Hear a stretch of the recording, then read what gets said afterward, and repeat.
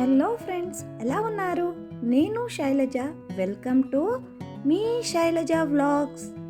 ఈరోజు మన రెసిపీ అప్పటికప్పుడు చేసుకునే వెన్న ముద్ద లాంటి చాలా సాఫ్ట్గా ఉండే సగ్గుబియ్యం అట్టు. చూడండి, చూస్తేనే ఎంత సాఫ్ట్గా ఉన్నాయో. ఇవి నోట్లో పెడితే వెన్న ముద్దలాగా కరిగిపోతాయంటే నమ్మండి. వీటితో పాటు కాంబినేషన్కి కొబ్బరి పల్లీల చట్నీ కూడా ప్రిపేర్ చేసుకుందాము. ఇప్పటి వరకు మన ఛానల్ని ఎవరైనా సబ్స్క్రైబ్ చేసుకోకపోతే వెంటనే సబ్స్క్రైబ్ చేసుకోండి. మా ఈ రెసిపీ మీకు నచ్చినట్లయితే ఒక లైక్ చేయడం మర్చిపోకండి. అలాగే మీ ఫ్రెండ్స్కి కూడా షేర్ చేయండి. మీరు కూడా ఇంట్లో ట్రై చేసి మీకు ఎలా వచ్చిందో మాకు కమెంట్ సెక్షన్లో తెలియజేయండి. రెసిపీలోకి వెళ్ళిపోదామా?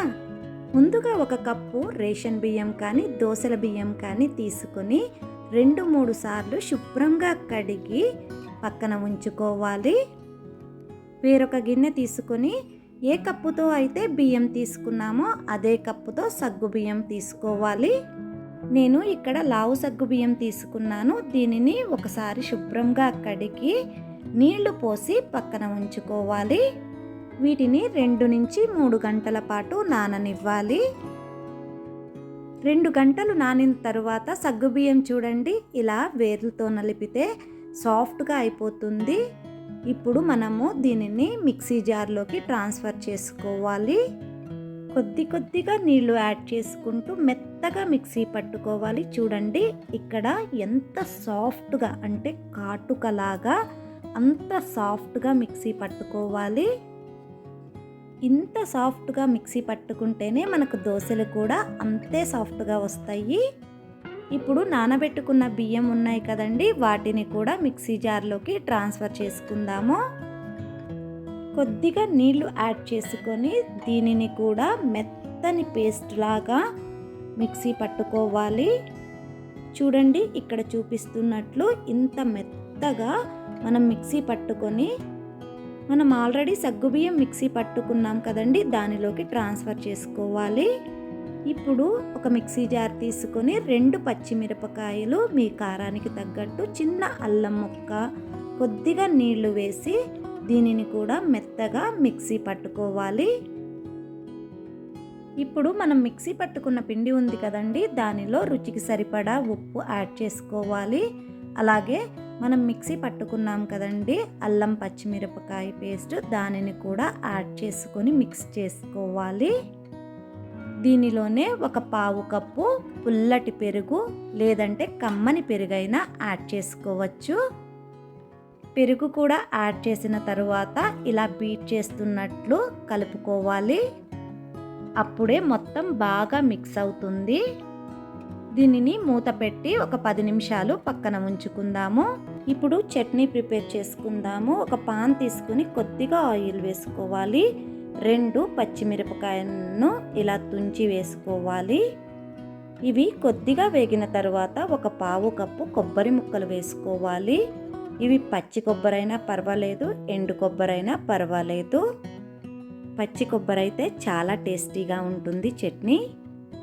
కొబ్బరి ముక్కలు కొద్దిగా వేగిన తరువాత ఒక 1/2 కప్పు వేరుశనగ గుళ్ళు, అదేనండి పల్లీలు అంటాం కదా, వాటిని కూడా వేసి వేయించుకోవాలి.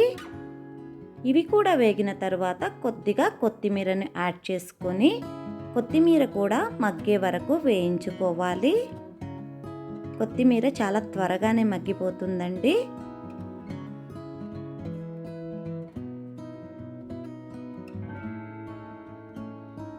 ఇప్పుడు స్టవ్ ఆఫ్ చేసుకుని 1/2 టేబుల్ స్పూన్ జీలకర్ర, 3 వెల్లుల్లి రెబ్బలు, కొద్దిగా చింతపండు, రుచికి సరిపడా ఉప్పుని యాడ్ చేసుకోవాలి.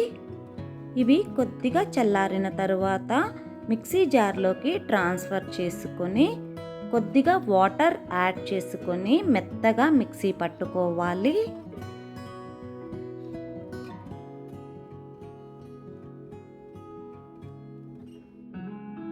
ఇలా మిక్సీ పట్టుకున్న చట్నీని వేరొక బౌల్లోకి ట్రాన్స్ఫర్ చేసుకోవాలి. ఇప్పుడు చట్నీకి తిరగమాత వేసుకుందాము.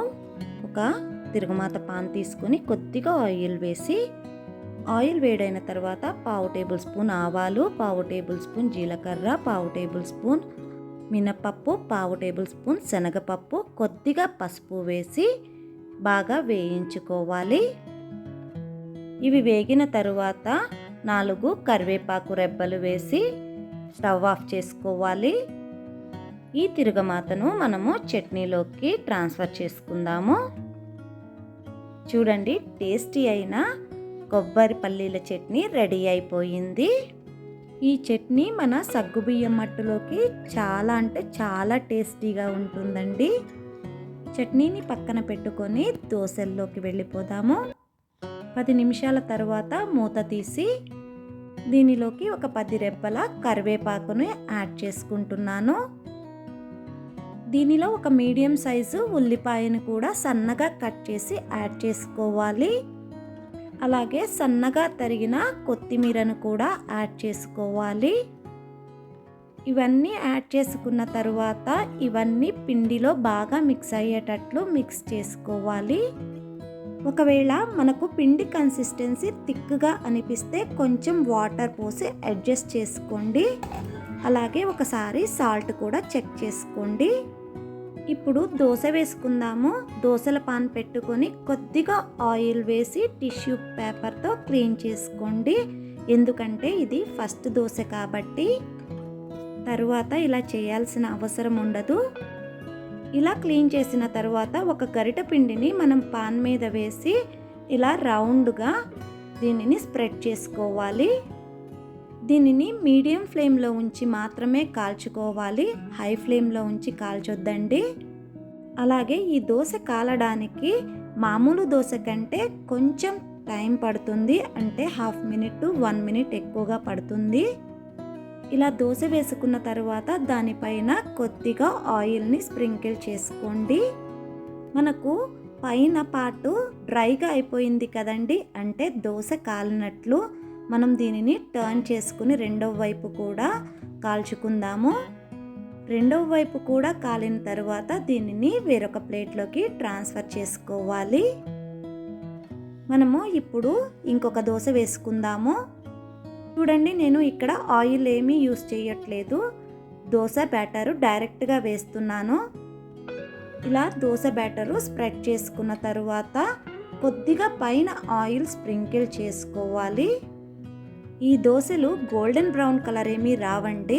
అప్పటికప్పుడు వేసుకుంటున్నాము కదా, వైట్గానే ఉంటాయి. అలాగే చాలా సాఫ్ట్గా నోట్లో పెడితే కరిగిపోయేలా వెన్న ఎంత సాఫ్ట్గా ఉంటుందో అంత సాఫ్ట్గా ఉంటాయి ఈ దోశలు. అంతేకాదండి, అంతే టేస్టీగా కూడా ఉంటాయి. మీరు కూడా తప్పకుండా ట్రై చేయండి. మీకు కూడా చాలా బాగా నచ్చుతాయి. ఇవి వేడి వేడిగా తింటే మాత్రం చాలా సూపర్గా ఉంటాయండి.